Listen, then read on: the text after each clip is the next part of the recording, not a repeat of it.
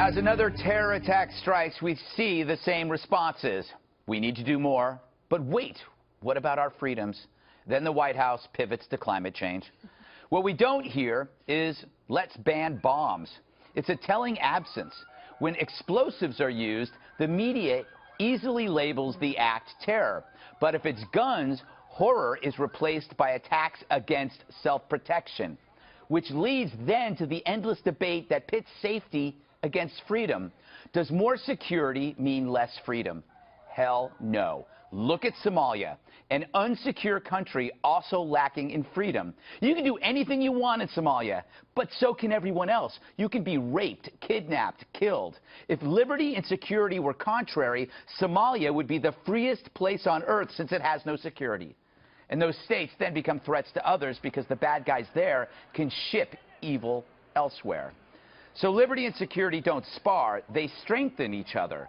If I'm going to a concert where they frisk everyone, does that inhibit my freedom? If there are no security measures, then I won't go. So that narrows my choices and my freedoms. If you create a secure event next to a non-secure event, where would you take your kids? It's an easy question. But hand-wringing over a false conflict blocks our ability to think straight. By not hardening our soft targets for fear of changing who we are, it's like not having a smoke alarm because it ruins the look of the den. It's a decision you'll live to regret when it all goes up in smoke.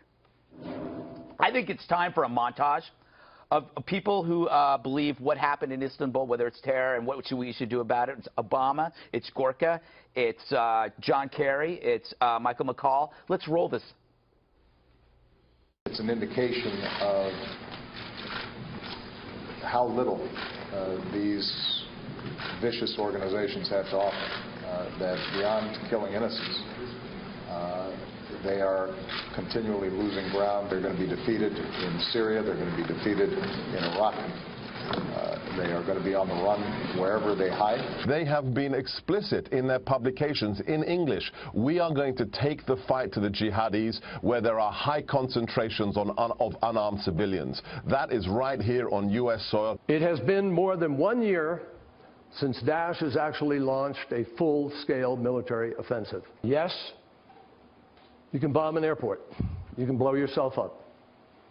That's the tragedy. If you're desperate, and if you know you're losing, and you know you want to give up your life, then obviously you can do some harm. To say they're on the run is absolutely defies reality. They are expanding beyond the caliphate now into northern Africa, so they are not on the run, they're on the rise.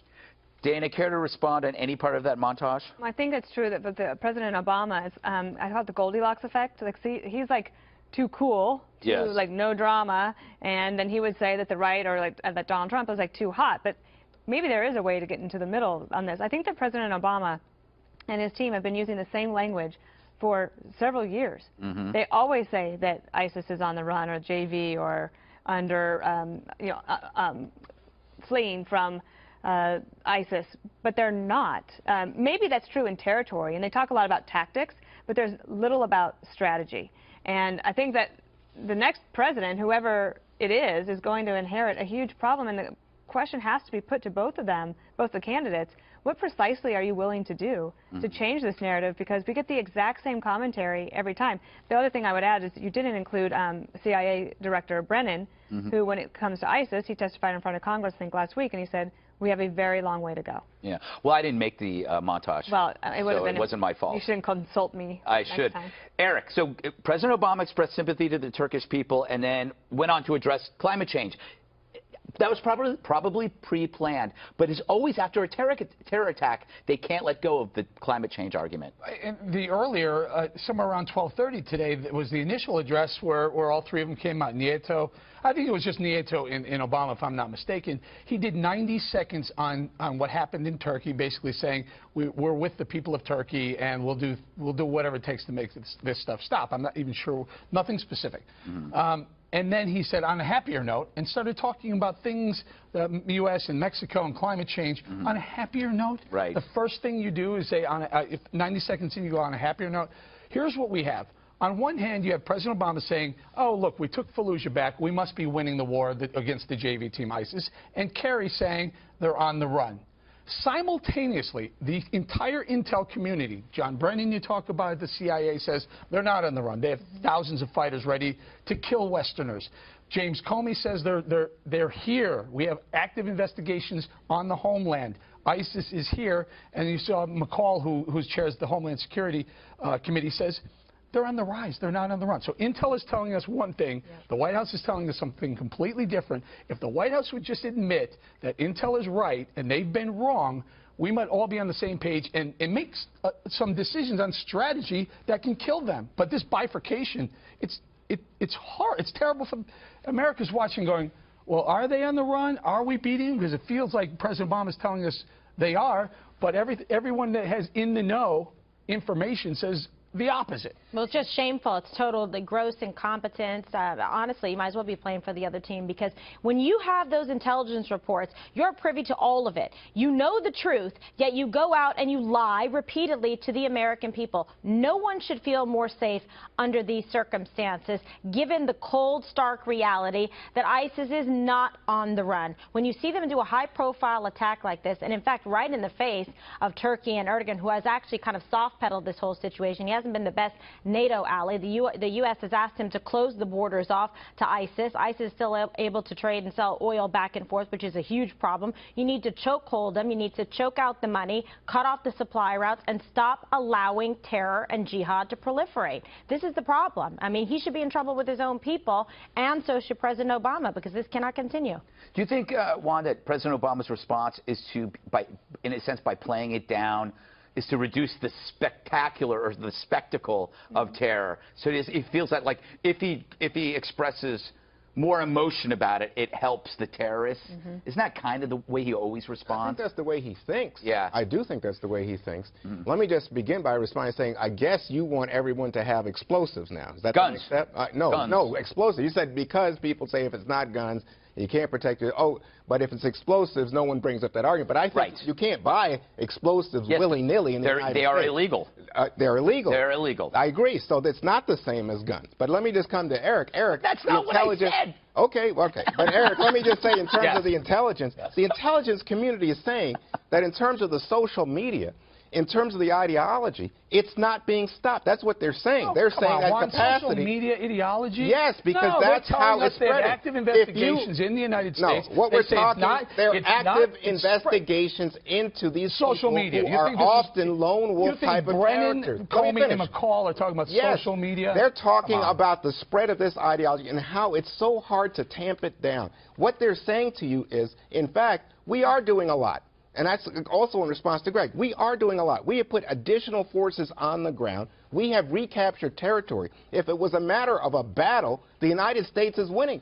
But it's not just a battle. You've also got to fight on the rise in terms of recruiting people who do these horrible things, like this attack that we saw. They're on the rise, killing people too. The incidents That's what who's arguing that? I mean, look at the numbers in the last month. So you're telling me it's all about social media? I'm telling you it's about body counts. The body counts I are don't on the care rise. how. What I'm saying to you is Dana made a rational request. Let's talk about strategy. How do we stop this? And then you say, oh, but the intelligence community says it's growing. Yes, the ideology is not stopping. It's a malignant cancer.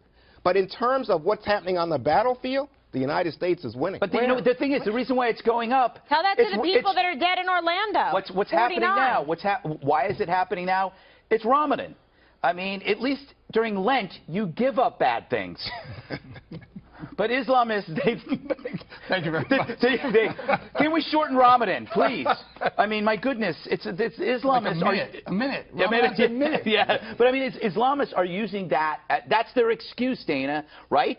And people are putting. Well, it's people are heightening risk everywhere because of this. It's one of the motivators. So if you go to a radical mosque, then you will have an imam who will tell you during the holy month of Ramadan, then it would be very helpful to the cause if you could go carry out one of these attacks. I do think that the administration runs a risk with trying to sort of bury it, because if you are a student of the administration and you look back 5 years ago, I think it can all be traced back to that decision by President Obama to not enforce the red line against Assad. One of the reasons that Erdogan did not be as cooperative on the Turkish border is because he doesn't want Assad there. We didn't help him with that. He was like, fine. you deal with it. So now we have the growth of ISIS. You have 400,000 innocent civilians killed in Syria.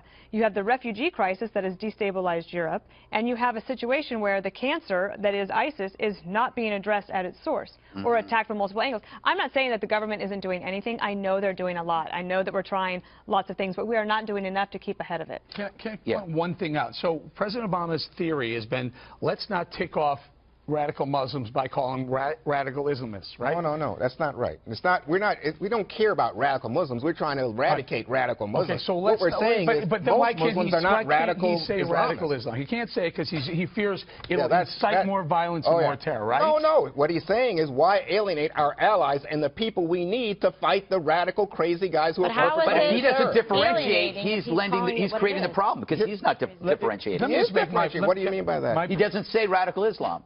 He just says terrorists. So we are to assume, okay, it's this amorphous thing that bleeds into regular Islamism. He should be the one that is saying it's different. Can I just point something out? And Dana points something, and both Dana and Kimberly point out that Turkey has been it's a pipeline, literal pipeline. They're picking up oil in Iraq. They're driving it through. They're trucking it right across the border. Turkey's going, okay, I'm going to look the other way, and then they're buying it inside of Turkey. Yeah, they're buying it. No one's cracking down.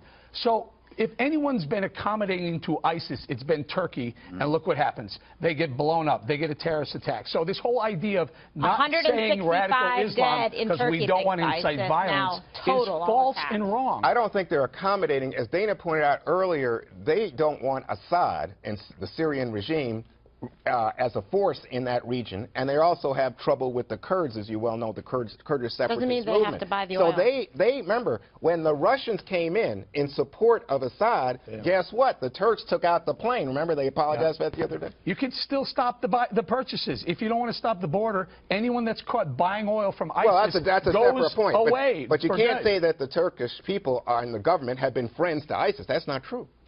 Kimberly, last thing. But the problem is they're complicit, and you're buying the oil. So that has absolutely, that's that has nothing to do with whether or not they were agreeing to listen to the U.S. So that's the problem. Agreeing with me, and it's you're helping. Disagreeing with me, right? You're agreeing with her. No. How am I disagreeing with you? I'm saying that they should not allow that oil to be sold. I think that's a huge problem because it's funding so if they're accommodating ISIS. to ISIS, allowing the oil to be sold within their country, they're friendly to ISIS. No, they're not. But I tell you, ISIS does not think the Turkish government. Let's put it in their terms. And I know the Turkish government doesn't think that ISIS are their friends. They're simply doing business. And Turkey just made an accord with Israel, so that's something that ISIS has access to all the hospitals in Turkey to treat their wounded jihad fighters. So you know what? I think somebody's learning a lesson from this, and it's sad because it's more blood spilled out of ignorance and making a soft target even softer. So, you know, Turkey's got to knock it off.